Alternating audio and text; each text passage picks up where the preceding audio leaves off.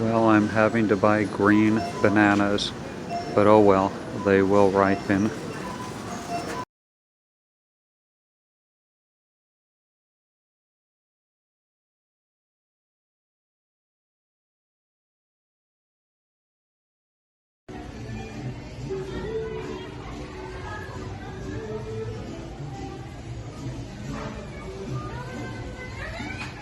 So tell me, what are the cashiers at Home Depot Rick, doing? we are wearing gloves. I don't have any on me at the moment, but money is very, very dirty, and we spread a lot of germs through money, so we have to start wearing gloves, or else we'll get sick, okay? Wow. Okay?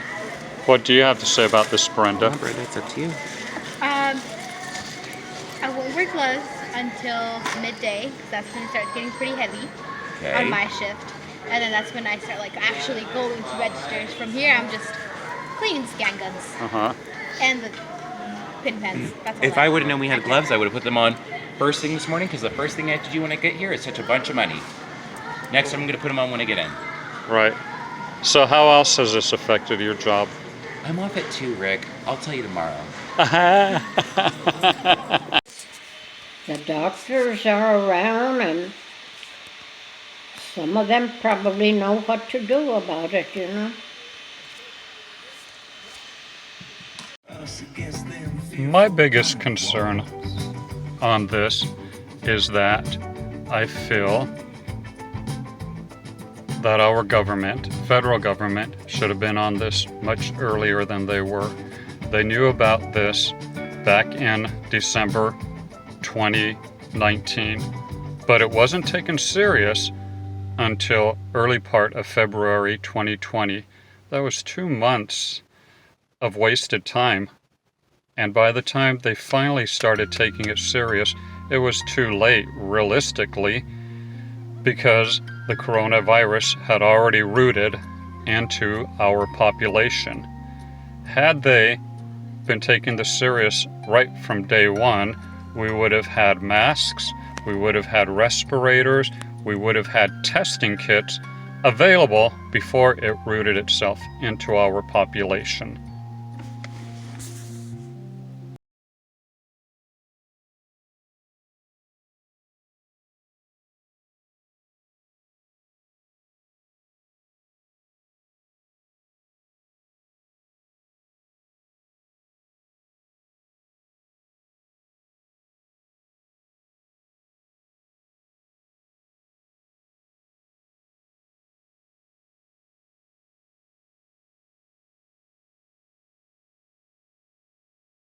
In case you die.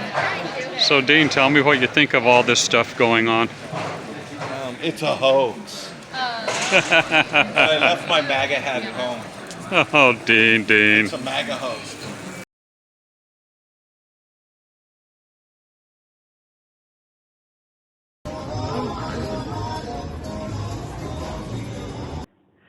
Hi, Rick.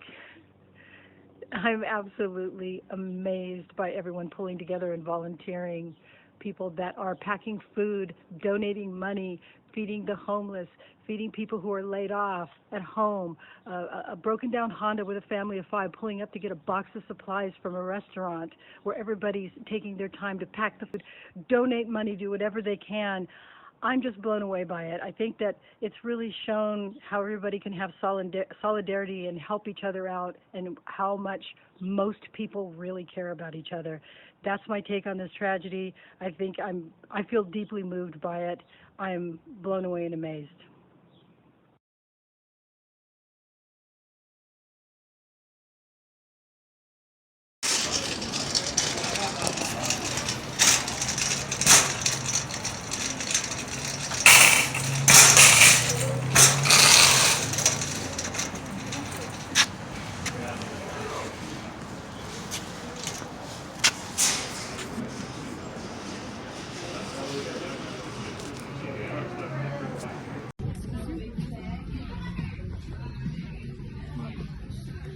You work here?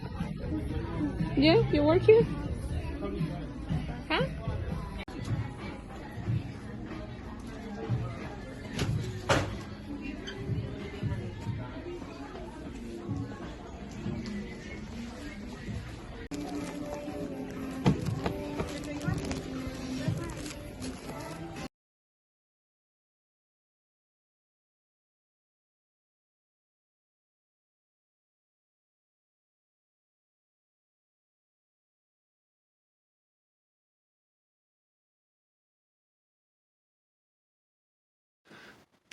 I have never ever seen anything like this in the United States before. And I really never ever expected anything like this to happen. This is truly about the worst thing that I have ever experienced in my life. This is even worse than 9/11, and that was horrible. This one, though, it's the unexpected, the not knowing what's going to happen next.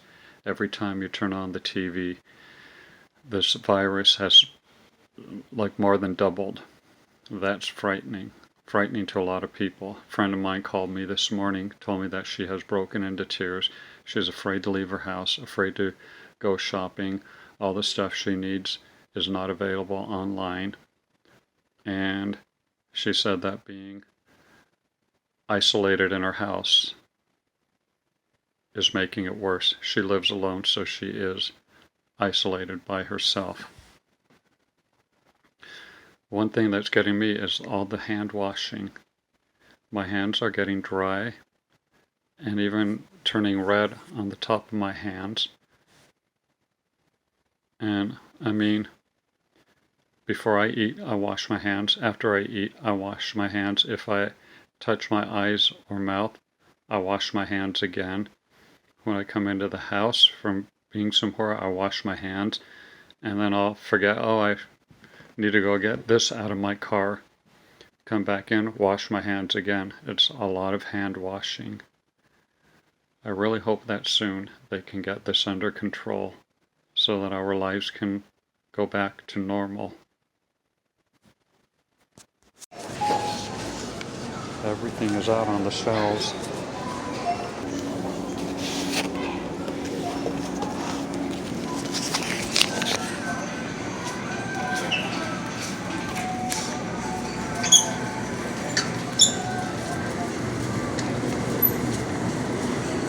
Kind of sad to see things like this.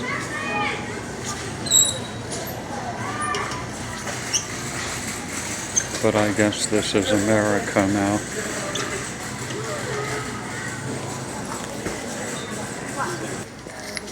Yay, there's Powerade. My drink. My flavors too, my favorite flavors.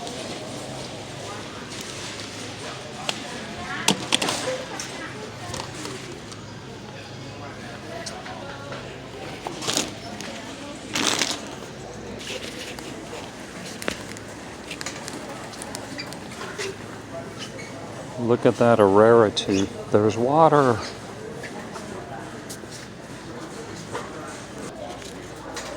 Wow, what happened to the cereal? That's pretty amazing. But I kind of figured the cereal would be completely picked over. Well, it's more than picked over. It's almost completely gone, except for the healthy stuff, the Kashi cereal, which is my favorite. But I already have some in my cart.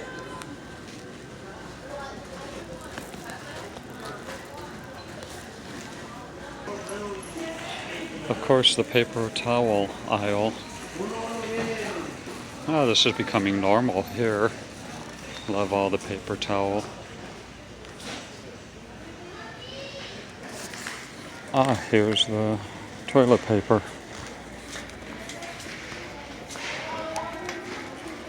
Of course, no toilet paper. But that's what we've come to expect now.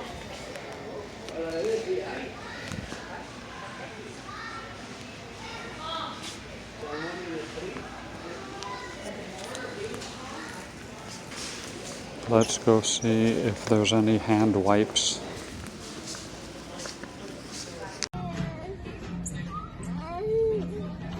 So Marty, how has this coronavirus changed how you do your job here at Home Depot? It hasn't changed how I do my job other than this mask, and I'm going to put gloves on. But I'm a little freaked out when customers get this close to me. Yeah, that is a little close. By the way, back up, okay? Yeah. So it hasn't really, I just look at the whole world differently. Even a little grain of rice has a different meaning. Uh-huh. Like, I should eat that last little grain The little grain of rice, huh? in my bowl. You know, that last one? Right, Before I just washed it down the drain. right. Today I ate it. So anyways, you gotta moisturize. Uh-huh. You wash your hands 47 times. Right, I know, huh? Yeah. I've been keeping track of how many times I wash my hands in a I day. couldn't count them, but I'll count them tomorrow. Yeah, just out of curiosity. Hey, well, thanks, Marty. You're welcome. Have fun. Thank you. Well, your hands are all wet.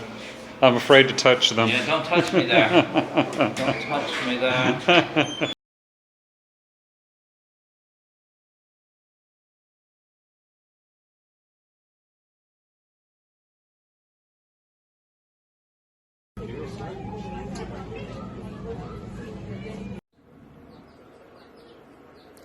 Hi, my name is Dion. Rick asked me to do this as a favor. So I have an autoimmune illness. It's called Crohn's disease, and I am also on immunosuppressant medication. Entyvio, you may have seen the commercials. I have to take it once a month, and that puts me at higher risk for COVID-19. And that is scary. I was in the hospital multiple times last year, and we're talking half a dozen. And I saw how understaffed the hospital was then, under normal circumstances.